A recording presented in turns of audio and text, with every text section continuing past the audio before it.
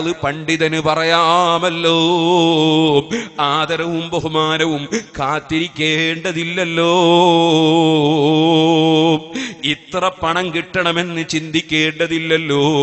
അതാ അല്ലാഹു തആല പണം കൊടുത്തവർ പണം കൊണ്ടാണ് ശുക്ർ ചെയ്യുന്നതെങ്കിൽ, ആരോഗ്യമുള്ള ചെറുപ്പക്കാർ ആരോഗ്യം കൊണ്ടാണ് പടച്ച റബ്ബിന് ശുക്ർ ചെയ്യുന്നതെങ്കിൽ, പടച്ച റബ്ബ് തന്ന നമ്മുടെ ആയുസ് കൊണ്ടാണ് നമ്മൾ ശുക്ർ ചെയ്യേണ്ടതെങ്കിൽ, പണ്ഡിതന്മാർ അല്ലാഹു അവർക്ക് കൊടുത്ത വിവരം കൊണ്ട് പടച്ചവന് ശുക്ർ ചെയ്യേണ്ടതുണ്ടല്ലോ. അതുകൊണ്ട് തന്നെ എൻ്റെ പ്രിയപ്പെട്ട മുഅല്ലിമീങ്ങളെ, മദ്രസകൾ ഏറ്റെടുത്താൽ 7 മണിക്ക് തുടങ്ങുന്ന മദ്രസയിൽ കുട്ടികൾ വന്നിട്ടൊരു കാമണിക്കൂർ കഴിഞ്ഞിട്ട് വരുന്ന മുഅല്ലിമായി നമ്മൾ അതപ്പതിക്കരുത് കേട്ടോ.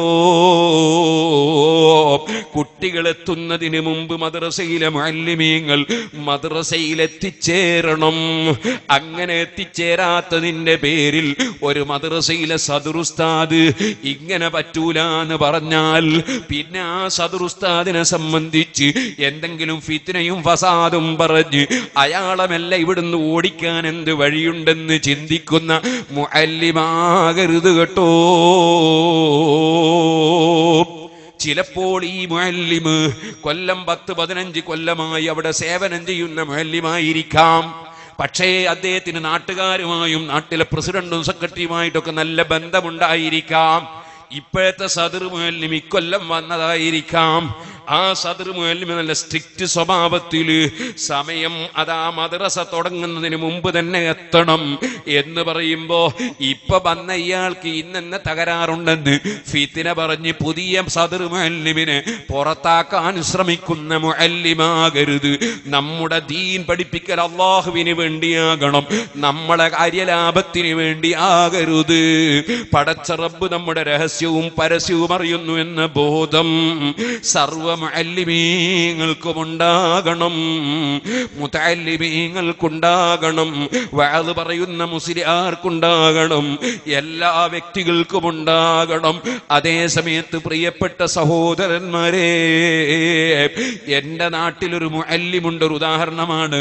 ഒരു മുഅല്ലിമുണ്ട്. ഞാൻ പള്ളി കമ്മിറ്റിയുടെ പ്രസിഡന്റാണ്. ആ മുഅല്ലിം അങ്ങാടി പോകുമ്പോ പൈസ കൊടുത്താൽ എൻ്റെ വീട്ടിൽ മുഅല്ലിം മീൻ വാങ്ങിക്കൊണ്ടത്തരും. അയാള് കുട്ടികളെ പഠിപ്പിക്കുന്നതിൽ മുൻപന്തിയിലില്ലെങ്കിലും അയാള് മദ്രസയെ തന്നെ വേണമെന്നൊരു ചിന്ത ഒരു പ്രസിഡന്റിനും ഉണ്ടാകരുത്, ഒരു സെക്രട്ടറിക്കും ഉണ്ടാകരുത്. നീ ശമ്പളം മറ്റുള്ളവരോട് പിരിച്ചു കൊടുക്കുന്നത് നിന്റെ വീട്ടിലേക്ക് മീൻ വാങ്ങാൻ വേണ്ടിയല്ല, ഈ കുട്ടികളുടെ പഠനത്തിന് വേണ്ടിയാണ്. അവിടെ പഠനം നല്ല നിലക്ക് നടക്കുന്നുണ്ടോ ഇല്ലേ എന്നതാണ് ചിന്തിക്കേണ്ടത്. എന്റെ സ്നേഹിതനാണോ ഇല്ലേ, എനിക്ക് കാര്യം കിട്ടുന്നുണ്ട് ഉണ്ടോ ഇല്ലേ എന്നല്ല ചിന്തിക്കേണ്ടത്. മറിച്ച് അതാ ഈ കുട്ടികൾക്ക് ഇൽമ് കിട്ടുന്നുണ്ടോ, ആ മുഅല്ലിമിന് മഖ്റജ് ശരിയുണ്ടോ, പഠിപ്പിക്കുന്നത് റെഡിയുണ്ടോ, കുട്ടികളോട് പെരുമാറ്റം നന്നായിട്ടുണ്ടോ, അദ്ദേഹത്തിന് തഖ്വയുണ്ടോ, ഇൽമുണ്ടോ എന്നാണ് കമ്മിറ്റിക്കാര് ചിന്തിക്കേണ്ടത്. ഇനി സുഹൃത്തുക്കളെ, എന്റെ വാത് കേട്ട് പോയ വകയിൽ കമ്മിറ്റിക്കാര് ശമ്പളം കിട്ടിയില്ലെങ്കിലും പണ്ഡിതന്മാർ ഇൽമു പഠിപ്പിക്കണമെന്നാ പറഞ്ഞത്, അതുകൊണ്ട് ശമ്പളം കൂട്ടേണ്ടതില്ല എന്ന് പാസാക്കുന്ന കപട വിശ്വാസികളുമായി പോകരുത്. നമുക്ക് ദുബായിലേക്ക് പോകാം, ഖത്തറിലേക്ക് പോകാം, ബിസിനസ് നടത്താം, ജോലിയെടുക്കാം. നമ്മളെ മദ്രസയിൽ നമ്മളെ മക്കളെ പഠിപ്പിക്കുന്ന മുഅല്ലിമീങ്ങൾ അവരുടെ ഒരു വീട്ടിന്റെ പണി വരുമ്പോ, അവരുടെ ഭാര്യ ഗർഭിണിയാകുമ്പോ, അവർക്ക് എന്തെങ്കിലും ഒരു പ്രശ്നം വരുമ്പോ അവര് മറ്റുള്ളവരോട് കൈകാട്ടി യാചിച്ച് നടക്കണമെന്ന ചിന്ത അത് നമ്മുടെ സമുദായം കൈയൊഴിക്കേണ്ടതുണ്ട്. മാനമായ ശമ്പളം മുഅല്ലിമീങ്ങൾക്ക് നൽകേണ്ടതുണ്ട്, മുദരിസുമാർക്ക് നൽകേണ്ടതുണ്ട്. പക്ഷേ പഠിപ്പിക്കുന്നവൻ പഠിപ്പിക്കുന്നത് അതിനു വേണ്ടിയാകരുത്, അത് റബ്ബിന്റെ പൊരുത്തത്തിന് വേണ്ടിയാകണം.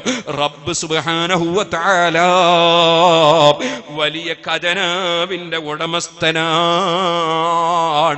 നിങ്ങൾ കേട്ടിട്ടില്ലേ റഈസു സാഹിദീൻ ഇബ്രാഹിം ഇബ്നു അദ്ഹം റളിയല്ലാഹു അൻഹു രാജാവായിരുന്നു, കൊട്ടാരത്തിലെ രാജാവായിരുന്നു. ആ രാജാവായി വാഴുന്നുകൊണ്ടിരിക്കുന്ന സമയത്ത് മഹാനായ ഇബ്രാഹിം ഇബ്നു അദ്ഹം റളിയല്ലാഹു അൻഹു ഇങ്ങനെ ഇരിക്കുകയാണ്. അങ്ങനെ ഇരിക്കുന്ന സമയത്ത് ഒരാൾ കേറി ഇങ്ങോട്ട് വന്നു. യാതൊരു ലെവലുമില്ലാത്ത വരവാണ്. സുബ്ഹാനല്ലാഹ്, നേരെ ഇങ്ങോട്ട് വരികയാണ്.